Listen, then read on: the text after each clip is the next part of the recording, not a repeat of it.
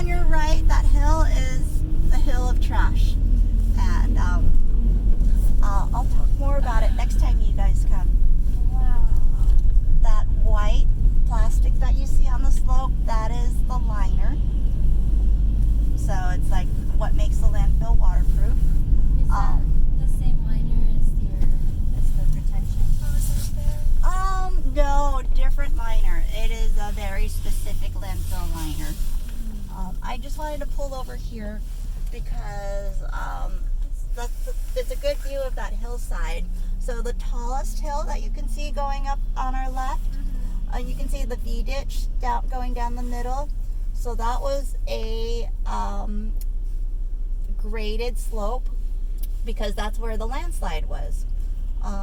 And we had to chase the landslide off site into OC Park's property. And so that's why some of Agua Shannon, that mitigation project that I mentioned, is on OC Parks, because we do have to do some enhancement credit for what we impacted. And so that whole hillside, landslide, and you can't quite see it, but at the toe of that hill was where this spring, there's a spring that would just, water would come out of that hillside. A natural spring. A natural spring, and it was very high in salt content. Because this whole hillside was once seafloor, once the ocean floor. A lot of fossils coming out of that hillside now that we're excavating, and a lot of whale fossils. They found a sperm whale fossil, a lot of dolphin fossils, and I think they found a shark the other day. Wow. Yeah, a lot of fossils. So the landfill also employs like an archaeological team? Yes, every time we excavate, there is an archaeologist slash paleontologist. So archaeology is the first 6 feet, and usually it's cultural resources like Native American resources. This site does not have a lot of Native American resources, but just down the street on Portola, they did the new Portola Community Center, and they had to preserve some areas because that's a known archaeological hotspot. Oh, interesting. And so after 6 feet in depth, you're going down, that's when the paleontologist monitors, and they see a rock, they see a big boulder, and I go, it's a rock. And they go, no, that's a fossil. So it's like, I would have no idea. But yeah, at the toe of that hillside was a wetland created by a spring that came out of the hillside. So lots of weird land geology formations here. Oh, the geologists love this place. So that wetland, that spring, what year was it? 2011, I believe. We had a landslide where a big chunk of dirt, very, very special dirt, shale. The shale fell on top of the drainage, the spring, and it was just this weird combination of the shale, which is carboniferous. It's the same kind of soil that you would pull petroleum out of, only it's on the surface. And so that shale mixed with water, mixed with, I don't know, maybe it was composting vegetation, it started a heat reaction. And so the shale started to burn. What? Yes, the shale, like all the petroleum in the shale started to burn underground, like about 20 feet underground. So it was a hot spring now. Yes. And so you would smell burning tires, and in the morning you would see a big plume of steam coming up because of, cold mornings, and then you'd see steam coming out of the ground, and we're like, what is going on? So the geologists came out and they go, oh yeah, you've got a subsurface fire, this shale is burning, how do we put it out? So they covered it with dirt and smothered it, and it did eventually go out, but it was bizarre. It's only happened in 2 other known instances in California. And the geologists were all over that as well. Does that mean that the wetland was destroyed because of it? No, it was just not destroyed, but it was kind of blocked up a little bit. Right. But the landfill's construction had to destroy that wetland. So no matter what it was. Yeah, no matter what, it did have to come out. And that was always planned. So in front of us, at the top, that's where they're dumping off all the trash. Correct. And then, so from here down, that's been filled in. Correct. Yeah. Mm-hmm.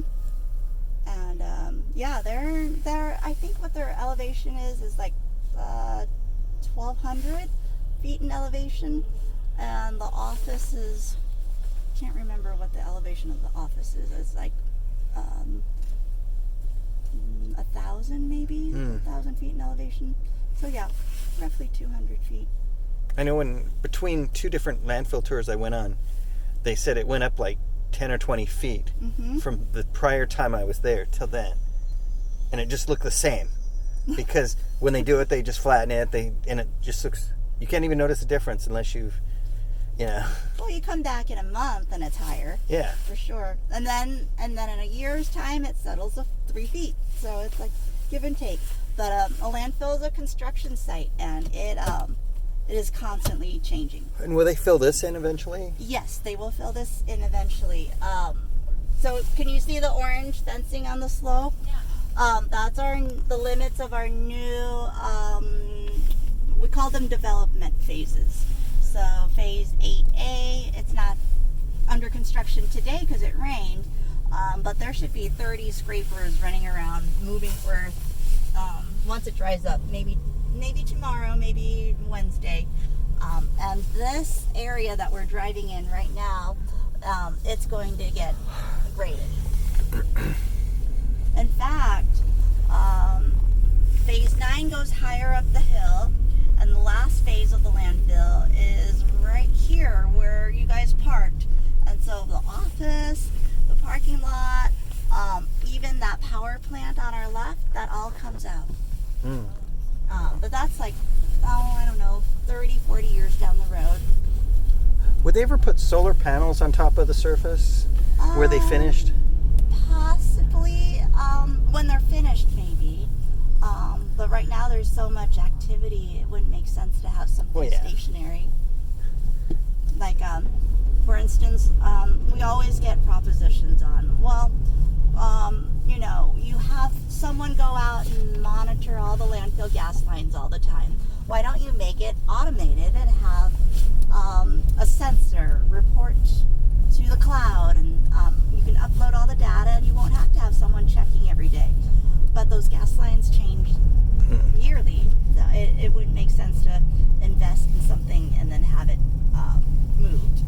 I'm just going to take you guys halfway down the hill. I want to show you one other project that we did. And one thing I was sort of surprised, they don't have many cameras around, it seems. They're around, not too many. We don't expect a lot of people out this way, but we do have some cameras. Let's see if I can show you a vantage point here. And then I gotta figure out how to get the van turned around. Yeah, there's some intense trucks coming up and down. That's for sure. Does the landfill smell at all? Like, I feel like whenever you hear landfills, No. I mean, I'm not gonna say it doesn't smell. It's trash. But the scale of the landfill is so large that when you go on a tour, you think you're close to the trash, but you're not. You can be, I don't know, I don't usually bring anyone closer than 800 feet from the trash. You get closer to trash taking your trash out to the curb. But if you stand downwind of the trash on a hot day, yes, you're gonna smell trash.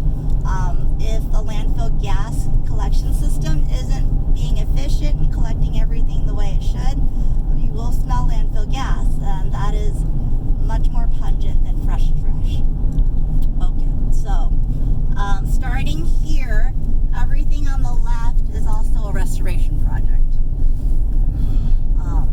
Much older than any of the other ones that you've seen. all the other ones, they burned. This is burned twice. So it is signed off, but it still needs some help because anytime native habitat burns, it's supposed to recover on its own. It's supposed to, but it could always use some help. So if you look over your right shoulder on that hillside, you can kind of see an old road on that hillside there, and everything to the right of that old road is supposed to be habitat restoration. So between that old road and the the access road of the landfill coming up the hill, well, with the exception of this little skinny strip here on the right, that's really weedy, and I need my landscaper to weed that. But so in the middle there, that was restoration. But you can kind of see there's some mustard in there. It's starting to convert back into something a little bit weedy. So every 2 or 3 years, I send a landscaper in there and we do some weeding. But it is supposed to be self-sustaining. Parts of it is self-sustaining. Some development or something didn't go here because it's terraced? Good question. So this was all past agricultural lands. I think they were orange groves at some point in time. And the Irvine Ranch Water District now owns the property. It is their habitat restoration bank, Okay. in essence. Yeah. They restored it at one point in time, but it's burned so often that it's not recovering as well. This is going to need some help as well. And when it burns, do they just let it burn, or do they try to spread it out at all? And then if they try to put it out, do they use those big tankers that spray chemicals on it? Is that toxic for the ground cover? It's not supposed to be toxic. It's supposed to break down. But so OCFA, Orange County Fire Authority, they would manage these areas in Orange County. And then there are more regional fire crews. So like certain cities, like Newport Beach has their own firemen, but Irvine and a lot of inland cities have OCFA. Mm-hmm. Their job is to protect homes and infrastructure. So they're not going to be managing open space areas. If they burn, they burn. Mm-hmm. They're just allowed to burn. And it's supposed to be a natural phenomenon. So unless they threaten homes and some other infrastructure, they're not going to bother putting out a wildfire. But we do have wildfire watch. Because our landfill is so high up and we get good views, the fire watch comes through here, and they just hang out on a Santa Ana wind day.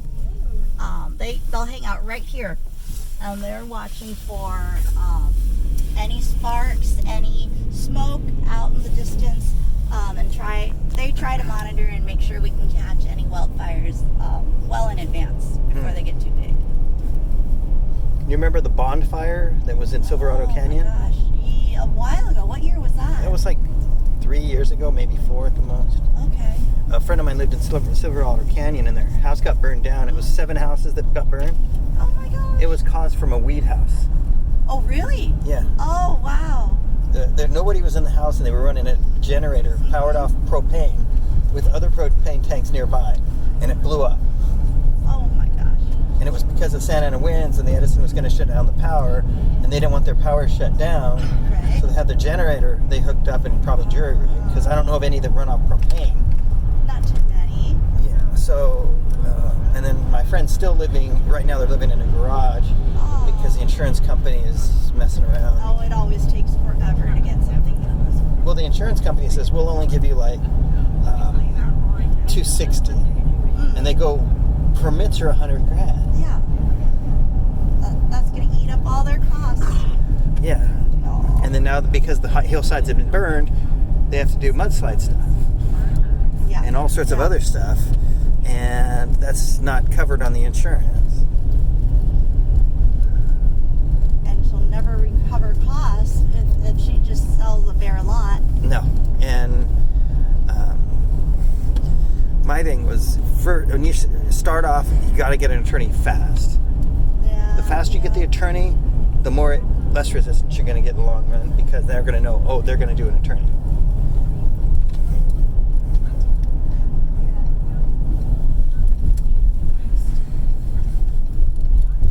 All right, I will get you guys back.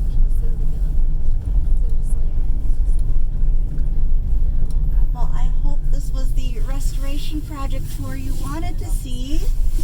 Wow, we saw a lot. Good. I'm excited. There's much more to see if you come back for the landfill tour. The landfill tour doesn't go on this at all. No. No, not at all. Like everything that you saw today, I don't cover in the landfill tour. Is that open to the public? The landfill tour? Absolutely. I'll give you some cards on how to call in and request a How often tour. do you do that? Or is that- You can either go, hey, you took my parking spot, dude. Okay, I'm gonna go over here. So you can either go on OC Landfill's website, but you have to go through several. You Yeah, I have to tried click looking on a for the button. promotion and I couldn't find it. I'll give you a card, and that's a direct number. And then it's usually a fair distance in time ahead, like a month or more. Mm-hmm. It's booking up lately. Irvine's middle schools want to come tour, and they've got like 12 tours, and I'm going, I don't know if I can accommodate all of you. There are 2 other landfills, you know. I'll like this one. It's the 9th largest in the United States, or Correct. I think that's still our rank. At least it was a few